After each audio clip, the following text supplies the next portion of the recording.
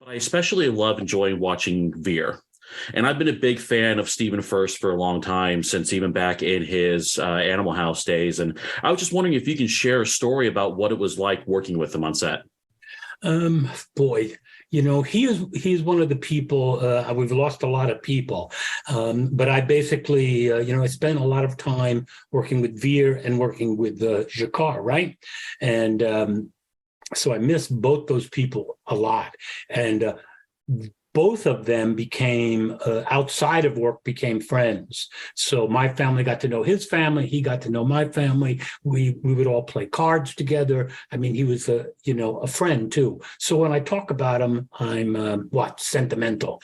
That's the other thing I always say about Lando. He's a sentimental Republican. I don't know who named him that. Listen, Stephen was a wonderful guy. He and I were like two schoolgirls together. We would giggle and make each other laugh all the time, and that's true. We just liked each other because we shared a sense of humor.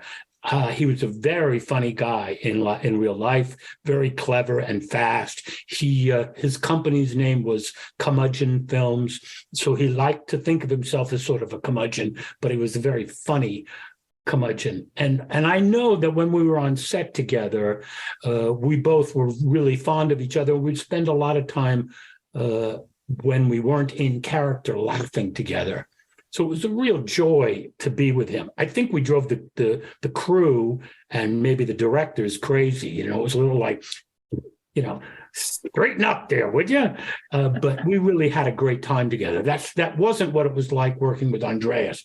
He wasn't a jokester as much, but Stephen was really a great guy to hang with. He was really funny, and we had a lot in common as two people. So it was just a joy. He was a really funny guy.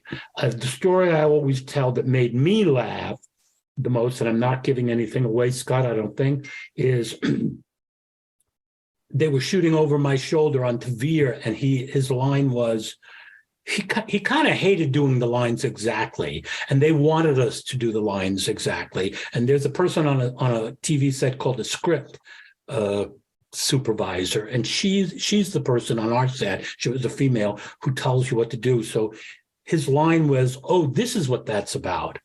And he started doing, "Oh, that's what this is about." And then she'd say, "No, this is what that's about." And we'd stop, and then he'd say, "Oh, so that's what that's about." And she'd say, "No, this is what that's about." And slowly, my shoulder that they were shooting over started shaking because it was so Veer-like, He just kept on going. So this is what this is about. And she'd say, "No, this is what that's about." Anyway, that's a funny story about Steve, but he was just a wonderful guy. You know the story about his casting, right? Did you ever hear that story? No. Some of them have, some of them haven't. So please. He went into to audition for the part, and he knew nothing about the show. And when he got in to audition for it, all the other actors who were auditioning for Veer had their hair up like Centauri, and so immediately he was nervous about that. And all of them were sort of mimicking my accent. They had decided that that's what the character was going to sound like. The actors did anyway. So he started to panic, and he ran into the bathroom and the men's room started to get soap out of the thing to put his hair up. And then he started to get soap started to come down into his eyes. And then he was kind of crying, right?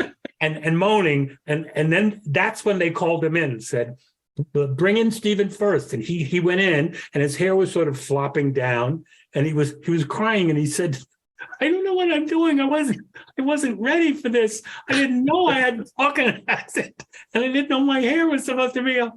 And when he left the room, JMS said, "That's Veer. We're going to cast him." That guy was perfect. That's awesome. Isn't that great? Right choice. Yeah. He was a natural, too. That's the other thing to say about him. He was a natural. He's a naturally good actor. And as you know, maybe you do, he was also a director. And so he had a bigger sense than just the two of us as actors. He was always looking out for the bigger picture too. I can't say enough good things about him. He was my friend, you know. What can I say? Being honest.